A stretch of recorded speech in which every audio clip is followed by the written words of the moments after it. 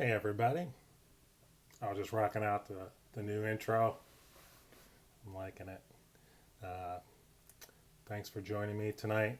My name is Ben Rowell, and I am the owner and guide at Highway 3 Angler in Alaska's Susitna Valley. Um, this is fly tying after dark, where I tie simple flies that catch salmon and trout in Alaska. Um, just a little housekeeping. If the sound is poor or the lighting is poor on the live stream here, please let me know in the comments. Uh, Also, this video will be archived on Facebook and on the Highway 3 Angler YouTube page, so you can go back and watch these videos or this video anytime. There is a question of the night, and that question is, what is the oldest piece of gear you use when fishing? So if you can go to the comments section below and let me know what the oldest piece of gear is that you use fishing. I would appreciate that. Tonight we're going to tie two flies. The patterns and the recipes are over on the Highway 3 Angler or highway3angler.com under Fly Tying After Dark, and you'll see all the materials that you'll need. The first one is the UV Maggot. It doesn't get much simpler than that. And the second fly we're going to tie tonight is the Tarantula Flesh. There we go. So we'll get started with the UV Maggot first. The UV Maggot, why fish a maggot? Well, if you've ever walked the banks in the fall and seen the salmon carcasses rotting away on the gravel bars, oftentimes if you take a close look, you'll just see thousands of maggots decomposing that carcass. And the next time there is a high water event, so significant rain, those carcasses and those maggots get washed into the creek. So along with all the flesh, there are also thousands of maggots floating downstream. Maggots are a food source for rainbow trout and grayling. As far as this fly goes, do I know rainbows and grayling think this is a maggot? I would hope so, but they might think that it's flesh, just a small piece of flesh. I actually don't really care what they think it is, as long as it catches fish. So, we'll get started with that. What we're going to need is a Umpqua 103 hook in size 12, a piece of lead-free 0.15 wire. This is Wapsi all-purpose rabbit dubbing in cream. UV dub in gray, or UV ice dub in gray. White will do. I'm going to start just by putting about 10 wraps of this lead wire, or lead-free wire, on the hook.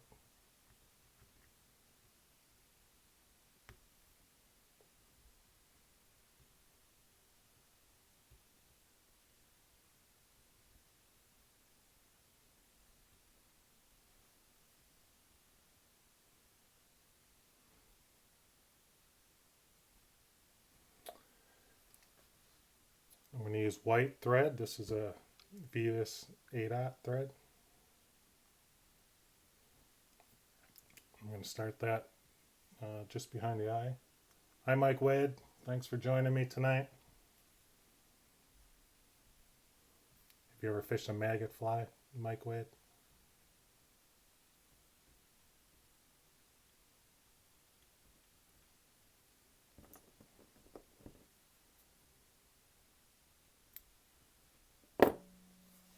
Oh, I see that we got a problem. I'm glad you let me know.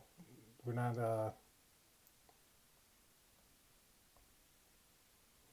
there we go. Thanks for letting me know. I can't believe we're going this long with no picture of the fly. Thanks for letting me know in the comments. That's why at the beginning of this video I say if there's any issues with the sound or lighting, I should say, and video, let me know in the comments.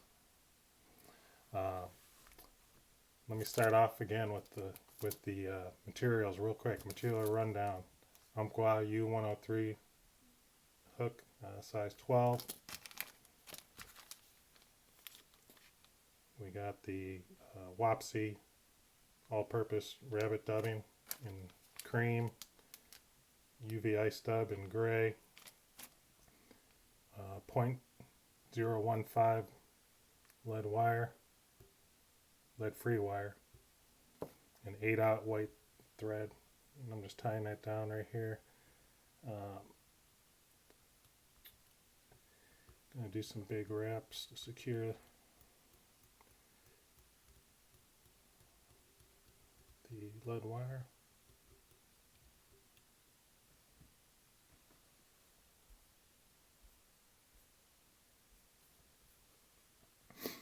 Okay, so we're going to mix up a piece of the rabbit dubbing with a small pinch of the UV ice dub. I'm just going to blend those together by pulling them apart, stacking them back up, pulling them apart, stacking it back up.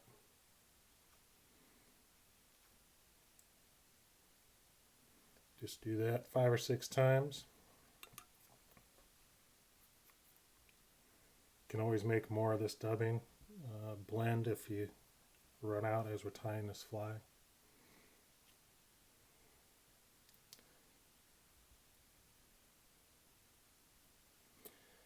So the key to building this maggot body is to go very light on the dubbing. You can always add more. It's hard, but it's hard to take it off.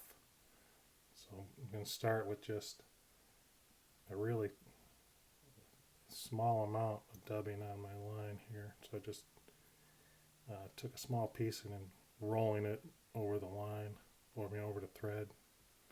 I'm just going to start building this tapered, what will be a tapered body.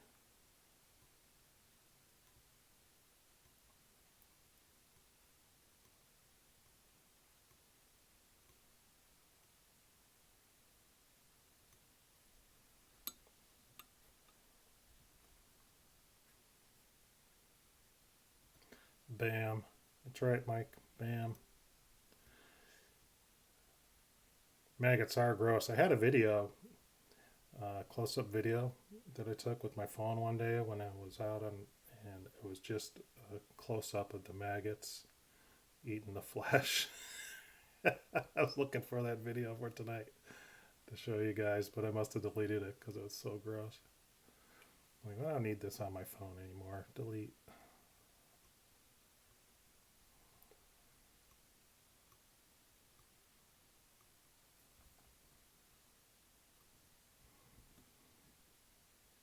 And I'm on my third time adding dubbing to this thread because like I said, I just want to put a little bit on at a time. Because if you've ever seen a maggot, it's pretty thin.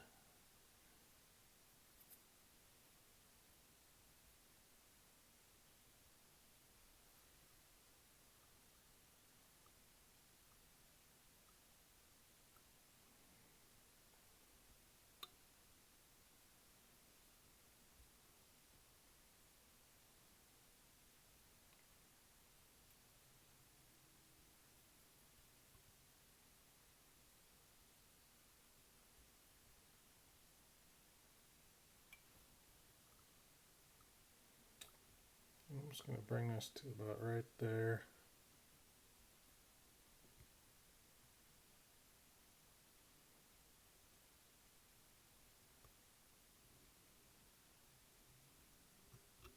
Just behind the hook eye.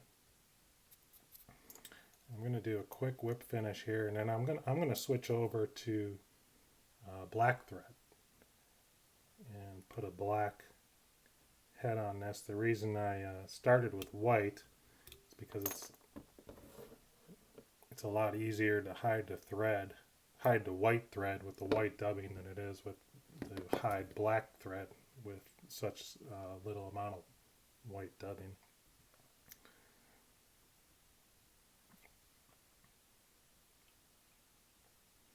You could build up a head with the white thread and then use a permanent marker and just color it black, but I don't really like to do that.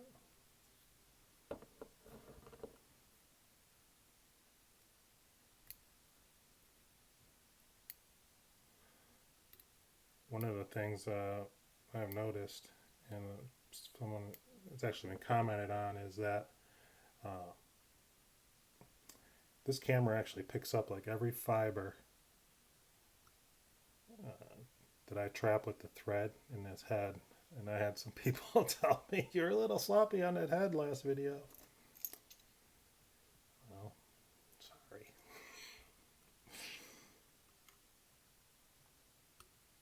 I'm just going to do a whip finish.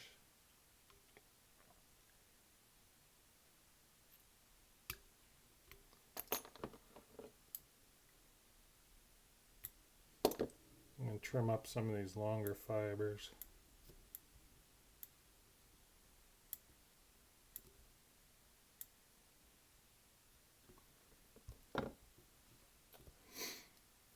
And that's it. The UV maggot.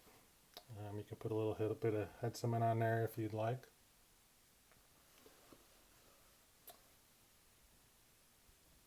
Let's see, we got any questions about the maggot here?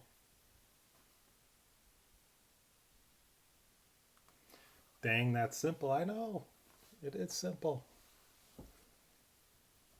Simple flies for Alaska's trout and salmon.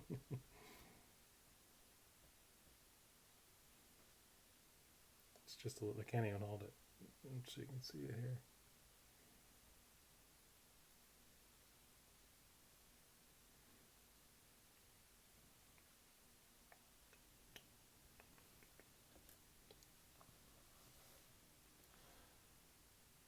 That's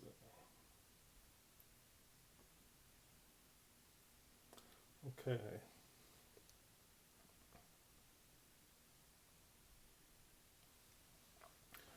So the question of the night was, what is the oldest piece of gear you take fishing with you? Mike brings his 1994 Orvis Bat and Kill 7/8 reel.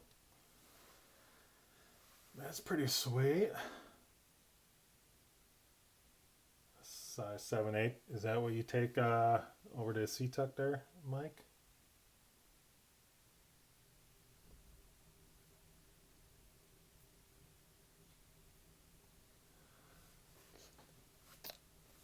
And that's it for the comments so far. If you missed it, over in the comments section, the question of the night is, what is the oldest piece of gear you take fishing with you? Let us know in the comments.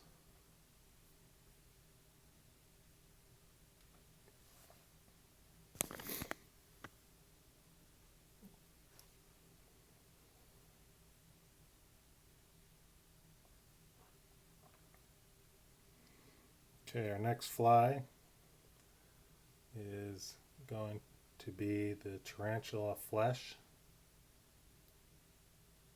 It's buggy.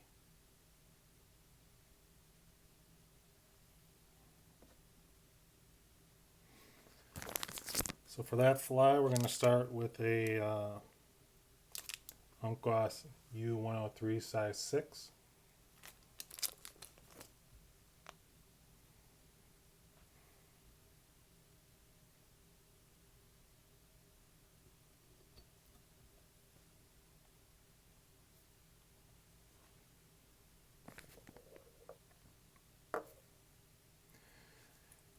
use some 0.035 lead wire. I'm going to do 10 to 12 wraps of this.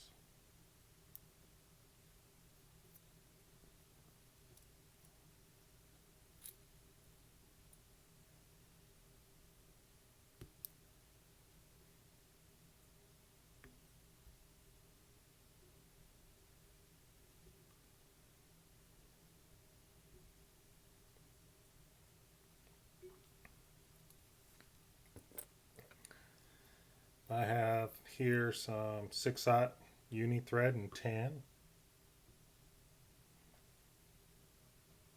I'm going to start just behind the eye.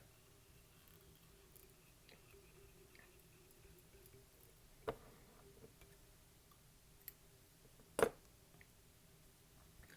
going to secure these lead wraps with some large thread wraps.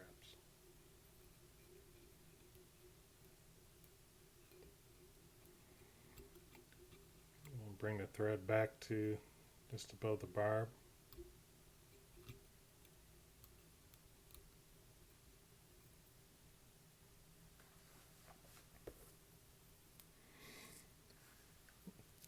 For the tail, I'm going to use a tan marabou feather.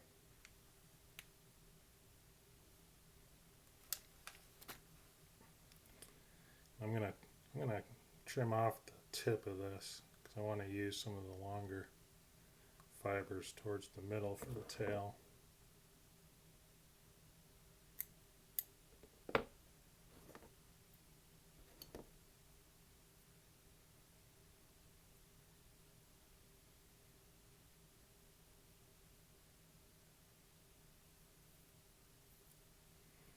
I want the tail to be about a hook shank's length.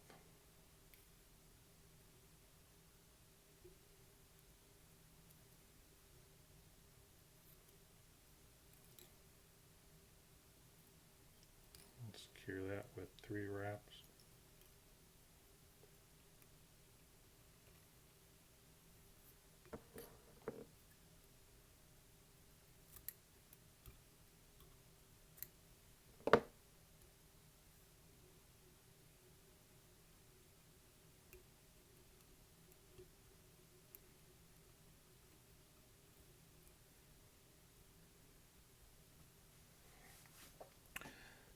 Next I'm going to tie in about a 6-inch piece of tan chenille, size medium.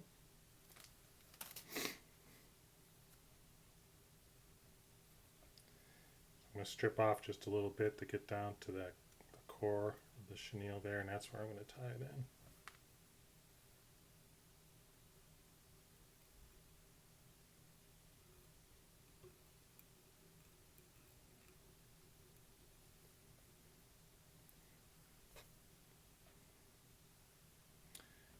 And here, for the bugginess of this fly, I use the EP Tarantula Hairy Legs brush in 1-inch wide white. Looks like this.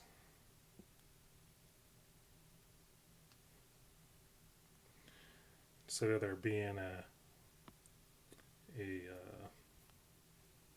string as the core, it's a metal wire. So I'm just going to find the tip of that metal wire and tie that in. It doesn't matter which one you tie in first. If you're going to tie in this brush or the chenille. I'm going to bring the thread forward to just behind the eye. So there's 2 ways to do this body. You can wrap the chenille and the brush together at the same time, or you can just go up to the behind the hook eye with the chenille and then follow with the brush. You get 2 different results if you wrap them together. you get a super bushy fly, lots of these rubber legs. If you do it individually, you can do less wraps and it's just a little bit less bushy, and you save some material that way. This is about 3 or 4 wraps, and this ends up being like 5 or 6 wraps. So I'm just going to wrap the chenille up first.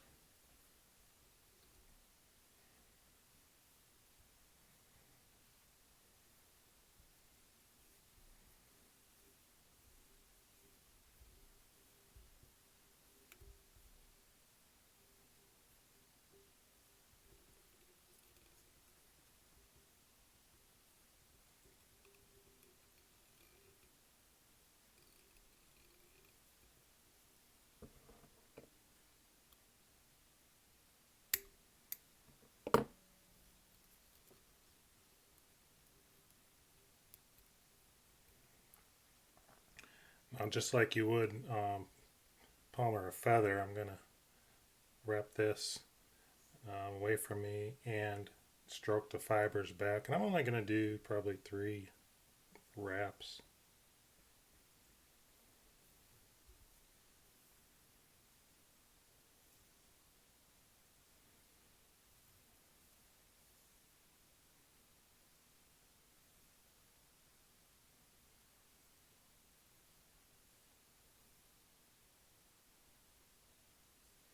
Three and a half.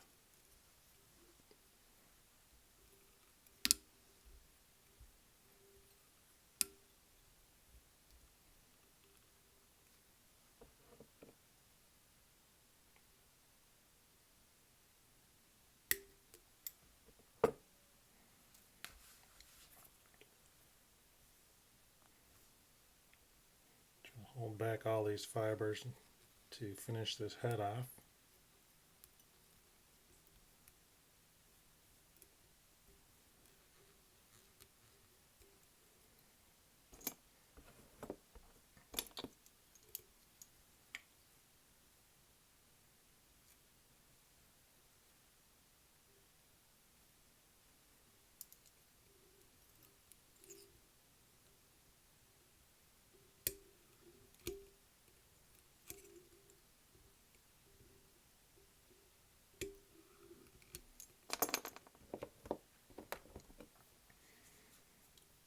Two 3-wrap whip finishes. I'll trim the thread. I'm going to put a little bit of head cement on this. This head cement comes out fast. I'll see if I can get just the right amount.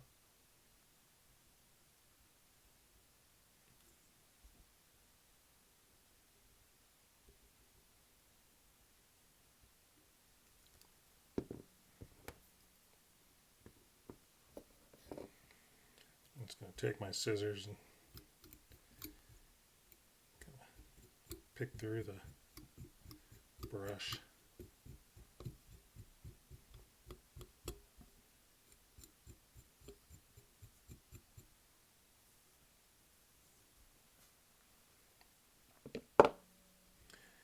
And there you have it, the Tarantula Flesh. You could do this fly in any the flesh tones: pink, tan, white, the two-tone, any two-tone feathers or chenille that you can find.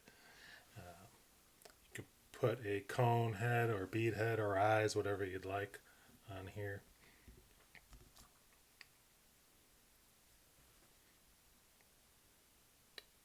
But it's fleshy, rotten flesh looking.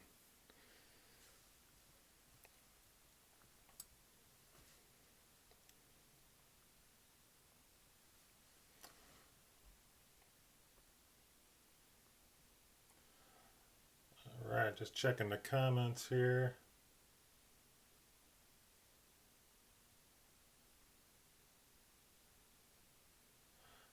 Matthew asks, have you noticed any flesh patterns consistently performing better than others?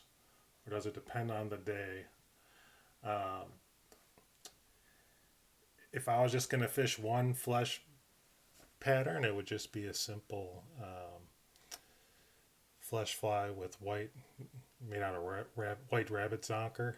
Um, White is probably the color that I have the best luck with. Um, Sometimes an orange cone or like if it's tied similar to an egg sucking leech with an orange or pink egg at the front. Um, that seems to work pretty well for me. I never have huge success on those bright pink or like fresh salmon flesh colored flies. But maybe I'm not fishing below cleaning stations or anything like that very often. Uh, let's see here.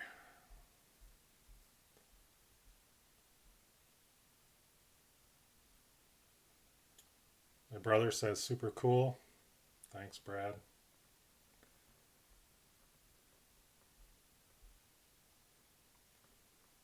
Uh, my aunt's on again. Hi, Aunt Janet. And then Mike Wade says maybe a good brushing. Yes, you can do definitely take a good brush to this fly. Trying to get by here with minimal amounts of tools, but if you do have a brush, uh,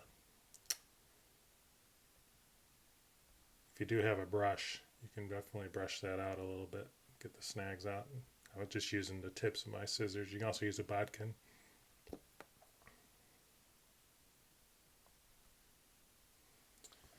All right. So the question of the night was, what's the oldest piece of gear that you take with you fishing?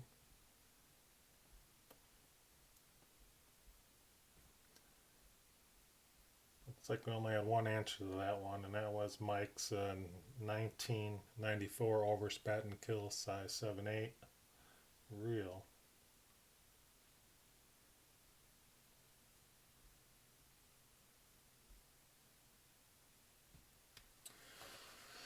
Okay, so the next fly tying after dark will be towards the end of next week, most likely.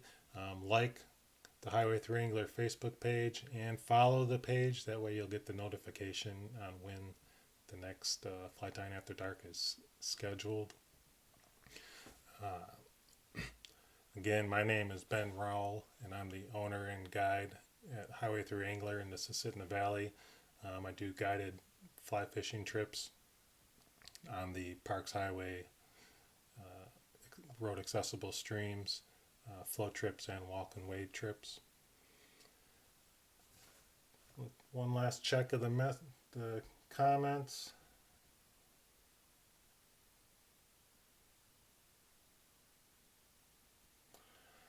Oh, Matthew Adams has an old reel. He's using a Fluger Medalist.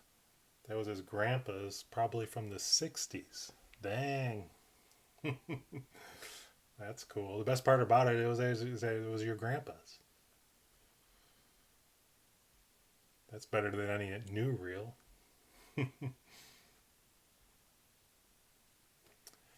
All right, I'm going to sign off here. New tonight is some outro music with some pictures. Enjoy those. Again, my name is Ben Rowell from Highway 3 Angler. Thanks for joining me tonight on Fly Tying After Dark. See you later on this week, and have a great weekend.